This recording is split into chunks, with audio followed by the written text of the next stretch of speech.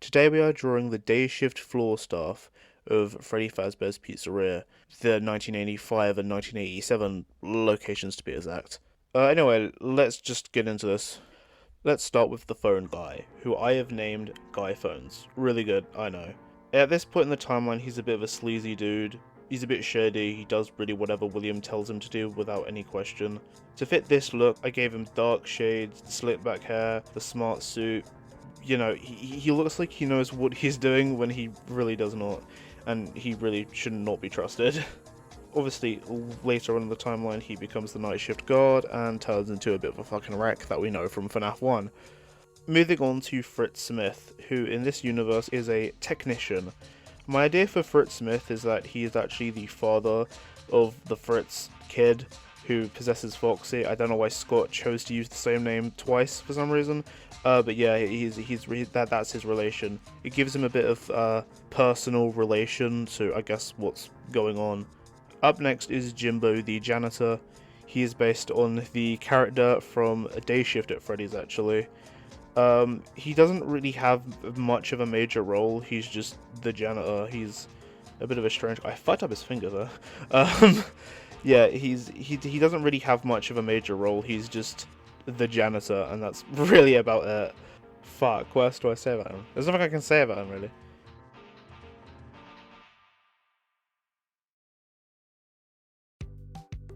Ronaldo is the chef. Again, he's based on the Dayshift at Freddy's character.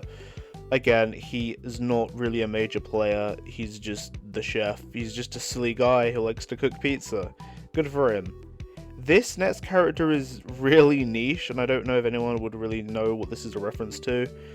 This character is a reference to Gordon, a character from Five Nights at Freddy's Hidden Lore. It is implied that he was the first ever night guard to be killed by an animatronic, so I'm just going with that route. At this point in the timeline, Gordon is just he's a very like grumpy and usually tired dude. He usually sleeps on the job because he works the night shift. Normally it's uneventful and nothing happens, but you know, after the animatronics get possessed by those missing kids, then ooh, Gordon is fucked.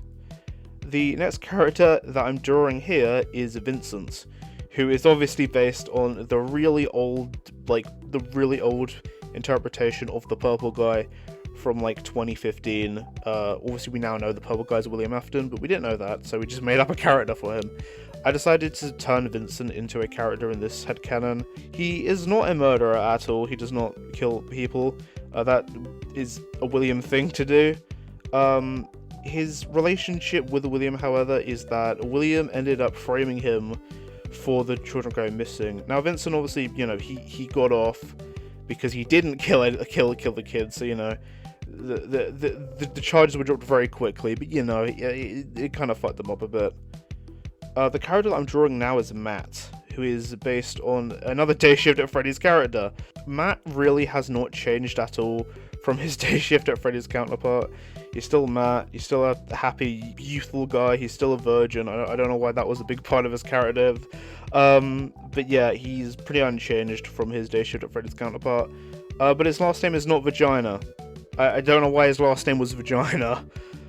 The last character I'm drawing here is Kim, who is based on the character from the FNAF movie. Now, I know you're probably thinking that looks nothing like Kim from the FNAF movie. Kim is a woman of confidence. What is this wussy pussy right here?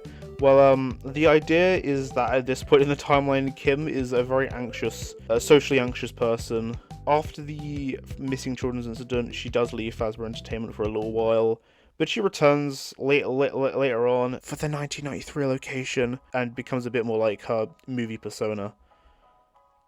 Well, as of now, what I'm doing is that I'm just shading the characters, because I've been trying to do that. I feel like my art has been really flat, so, you know, I've been trying to shapen up a bit. Problem is I suck at shading, so it isn't that good. I'm not out here having the shading be all funky and nicely blended in. This shit's a cartoon, so it's not going to be that fancy. So yeah, I don't really know what else to say, because I'm really bad at this. So let's just let the thing play out. Woohoo!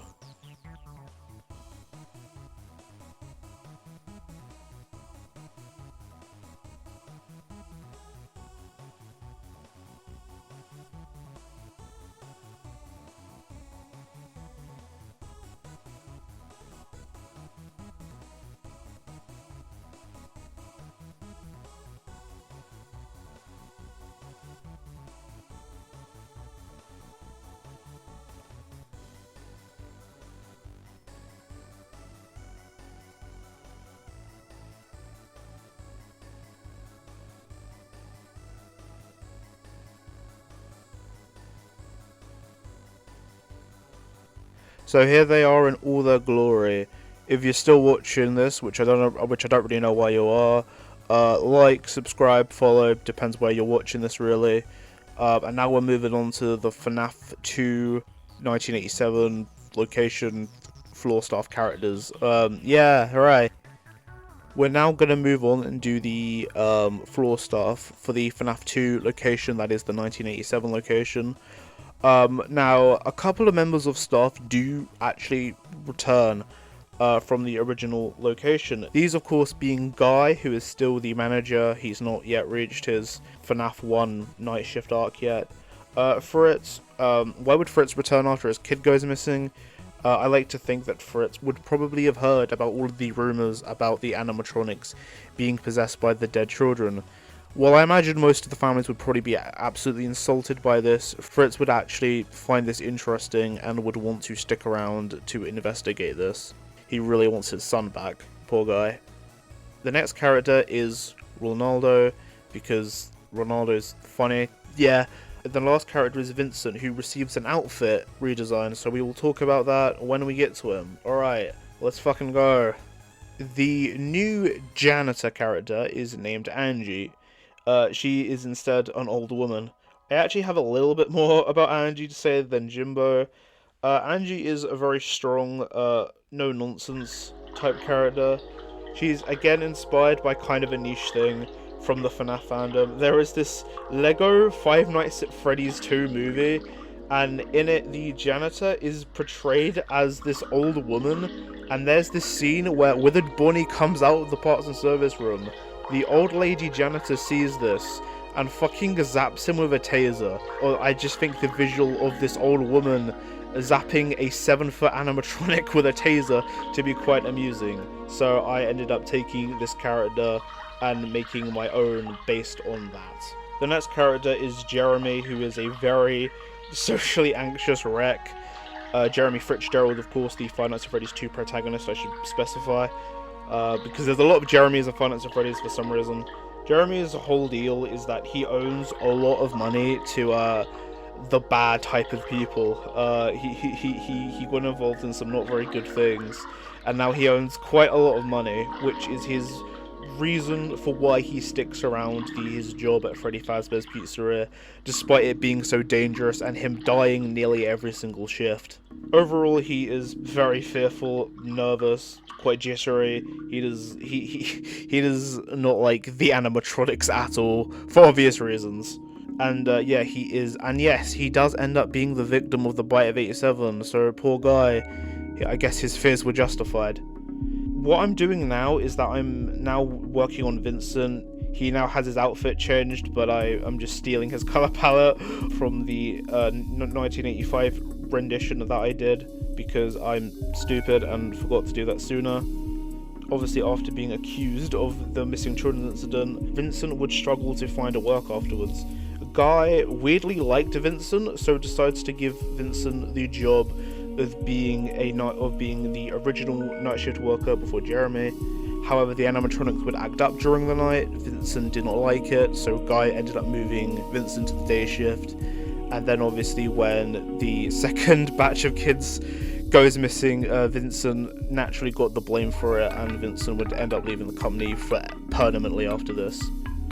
So poor Vincent, bro just could not catch a break. The character that I'm doing now is Mary Jane, who gets her name from Weird Lamau. I'm just gonna be straight up honest about that. She doesn't really have much character. She's just kind of a secondary background character who does various jobs around the pizzeria. So party planner, I guess.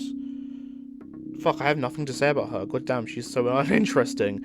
I need to make her a better character. The last character is Zeke, who is another member of the floor staff. Again, Zeke hasn't really got much of a character. He's just kind of a goody two-shoes. He does whatever he's told. Zeke does have a little bit more than Mary Jane, because I like to think that he wants to study law. So eventually after the horrible shit at Freddy's, he would later go on to study law. And hopefully he'll live a happy and successful life. Fingers crossed. I'm sorry that I really didn't have much to say about them. It's just I've never really thought much about them. They're just kind of side characters that work at the pizzeria, so they don't have much going on really. Again, I'm just doing the shading, so yeah, that's kind of what the rest of this vid's gonna be. So yeah.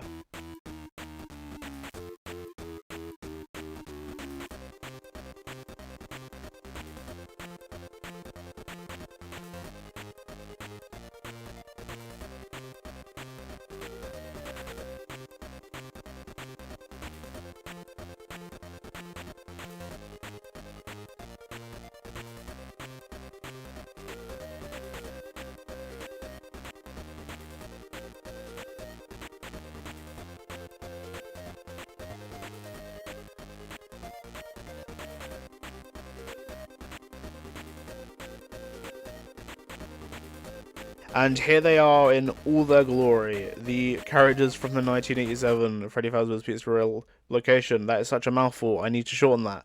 Hooray! So if you enjoyed this, like, subscribe, follow. I hope to make more, and hopefully they will be better and more well thought out, because I have no idea what the fuck I'm doing here.